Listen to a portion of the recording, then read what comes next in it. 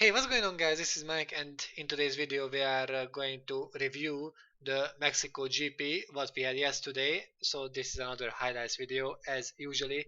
But this time, I'm going to ask something from you guys before I truly start the video. So, there is another manager game, but I started for a while now, but thinking about starting it over again and record videos of it. This is IGP Manager, which game is way simpler than GPRO. You have to pay attention for less things and it's more casual. But the main catch about it that while you are watching the GP, you have to take part in the live GP, and in lifetime you have to manage your ERS.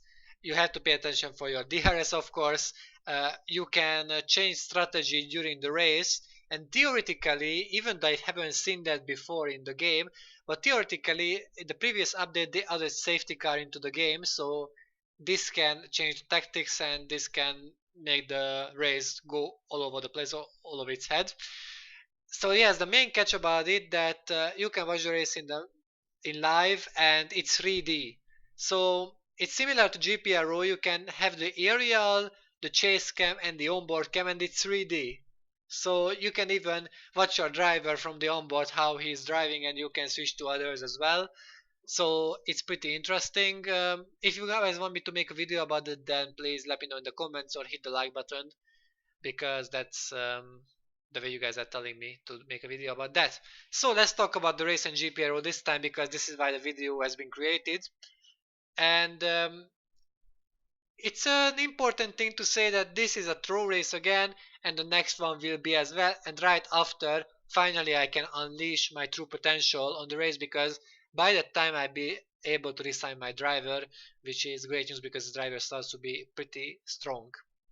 Last time I said in this video I'm going to talk about the sponsor negotiations. I'm keeping my word, so let's get started about it. So sponsors are the same thing what they are in real life in racing. Um, they pay you a certain amount of money for you, so you can put their picture or slogan on your car and basically advertise them. It's the same in GPRO, even though you can't really see the sponsors on the cars while watching the race. So what is the main thing to know about these sponsors? It's getting easier and easier to get sponsors as the more lower level you are. So at rookie and amateur, it's quite easy. From pro to elite, it's getting more and more difficult because um, basically, if anyone is dominating or anyone is having a strong car and continuously getting good results, they can steal the sponsors from you because the better your results are, the easier and faster you get the sponsor. It's not so simple though. There are certain things you have to pay attention for.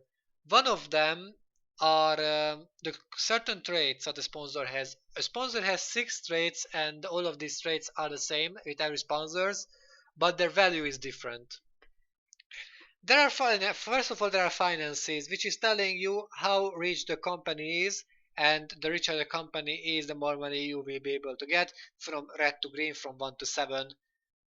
This is usually changing. You have to pay attention for that. A very important trait is coming, which is expectations. Usually, you have to look for the ones which have less expectations, so 1 or 2, or even 3, but around 1 or 2. This is this is basically if you can keep the sponsor or not. If you are making bad results continuously, and if the expectations are high enough, then for a while sponsors will say they are not satisfied with you, and later on they will go away from you, and like they will just reject you completely, and bye, you lost it. There is patience after expectations. So patience is basically the trait which is determining of how much bad result you can, so how much can you underperform compared to the expectations what they have. If the expectations is like 7, so max, and no, sorry, if the patience is 7, so max, and the expectations is 4, and you're underperforming, the more you can underperform and they will still be with you, so that's good. Reputation is basically what, it's not really important, it's just it's a decoration for me. I never really pay attention for that. Image is how good their image is. I think this one is determining where you should put their, basically their picture or I don't know slogan on your car, but it's I don't think it's really important. And negotiation is how quickly you can negotiate with them, and yeah, and that's all. But it's not so simple as I said. It's more difficult than that because more than one manager can choose the same sponsor as you. What will happen? Both of you start to compete for that sponsor. There's an average negotiation speed and your negotiation speed as well. You have to pay attention for the average negotiation speed and you have to be above the average if you want to secure the sponsor. So you have to pay attention for that. Try to be above that average speed as much as possible. You won't negotiate faster with the sponsor, but you have a bigger chance to earn it in the end. This speed is obviously determined by the amount of results you are getting. And aside that, you have to give the correct answers for the sponsor.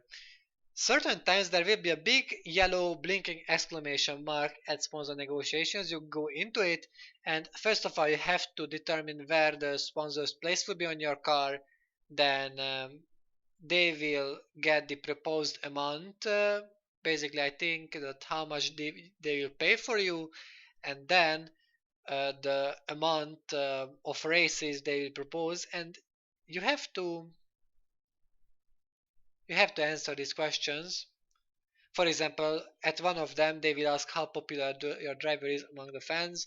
You shouldn't lie. You have to be honest with all the answers. You have to be honest, and if they get the correct answers, the sponsor is yours. It's working like that. You can, if I remember correctly, you can have up to 5 sponsors. And an important thing to remember: never negotiate with more than one sponsor for the same spot on your car. Because if one of the sponsors are winning, the other sponsor will be rejected, so you're wasting your time. Be careful for that. Negotiate with sponsors for each spot on your car. És, not és, sorry. And you can't have 2 engine sponsors, for example. That's what I meant.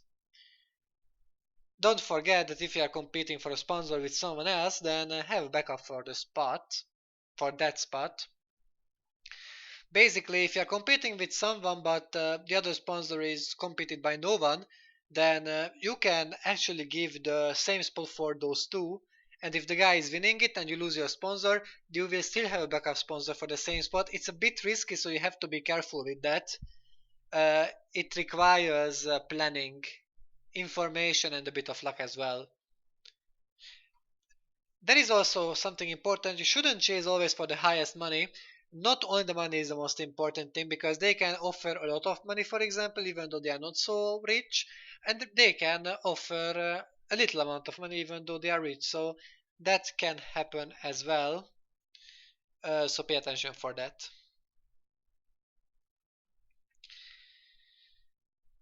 After that, find a sponsor which has 0% progress.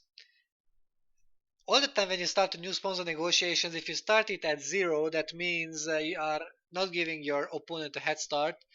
But if you are starting 86% or 70 or 60%, that means it's nearly 100% you won't be able to get it because you won't be able to come back even though you are having good results.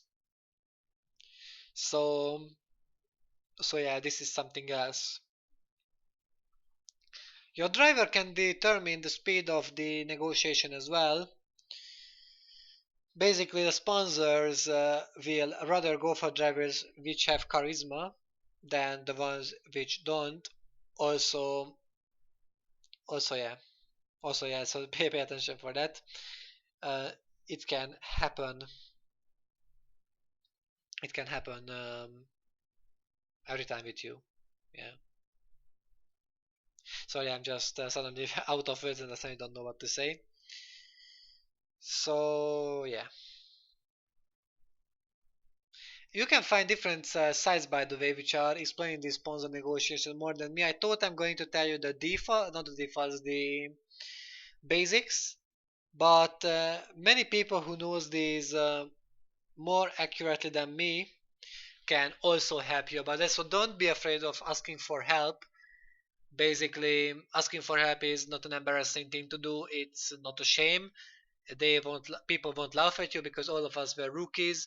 All of us asked for help. Some of us more, some of us less.